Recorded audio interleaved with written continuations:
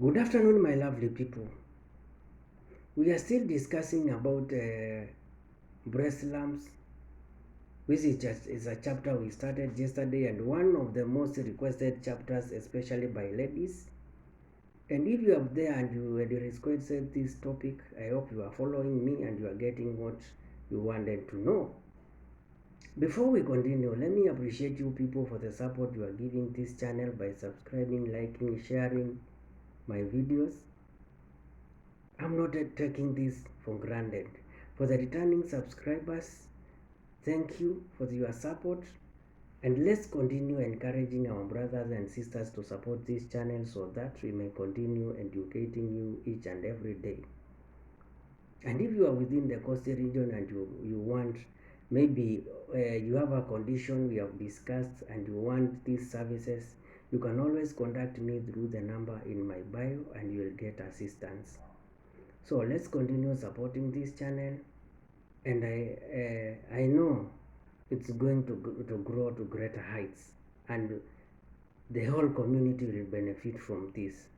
Let's continue with our discussion, whereby we were talking about causes of breast lumps. Causes of breast lumps, and the 50th cause is what we call hematoma. Hematoma, which is a benign tumor-like growth. Hematoma is just a benign tumor-like growth. Benign means it's non-cancerous. Number 6, we have intraductal papilloma. Intraductal papilloma, which refers to a small non-cancerous tumor in a breast duct. A small non-cancerous tumor in a milk duct. Number 7, we have what we call lipoma, which is a slow-growing non-cancerous fatty lump. Lipoma is just a fatty lump.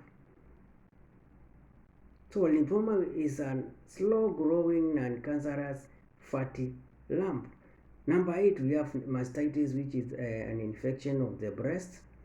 Mastitis, which is an infection of the breast. Number 9, we have injury. The breast might be injured. And also we have number 10, breast cancer.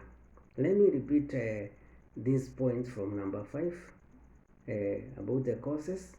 We have hematoma, which is a benign tumor-like growth. Number 6, we have intraductal papilloma, referring to a small non-cancerous tumor in a milk duct. We have number 7, lipoma, which is a slow-growing non-cancerous fatty lump. We have number 8, mastitis, which is an infection of the breast. Number 9, we have injury, and number 10, we have breast cancer. A question we can ask ourselves: how your breast should feel? Oh, a normal breast. How is a normal breast? So, how your breast should feel? Oh, how your breast should be when it's normal and when it has no disease or no lump. Breast tissue varies in consistency. This is very important. That breast tissue varies in consistency, with the outer part of your breast being firm and the inner lower part feeling somewhat softer. Breast tissue varies in consistency, with the outer part of your breast being firm and the inner lower part feeling somewhat softer. If you are a woman, your breasts become more tender or lumpy during your menstrual cycle. Breasts tend to get less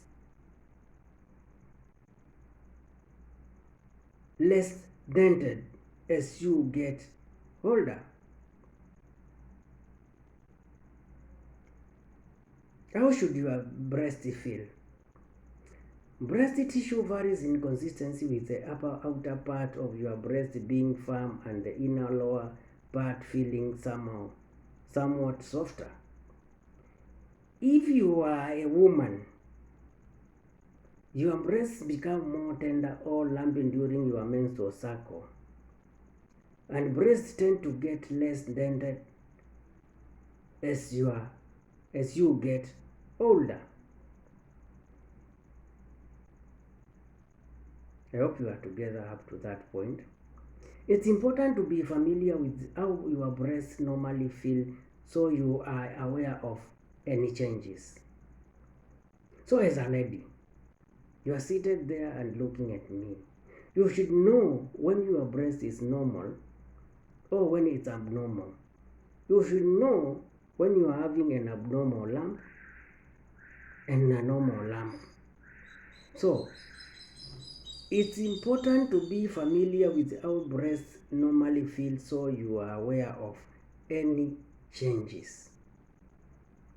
It's important to be familiar with how your breasts normally feel so you are aware of any changes. Keep in mind that the United States Preventive Services Task Force does not recommend that your doctor teach you how to examine your breasts on your own, and that's because there is a little evidence that breast self-examination reduces the risk of dying from breast cancer.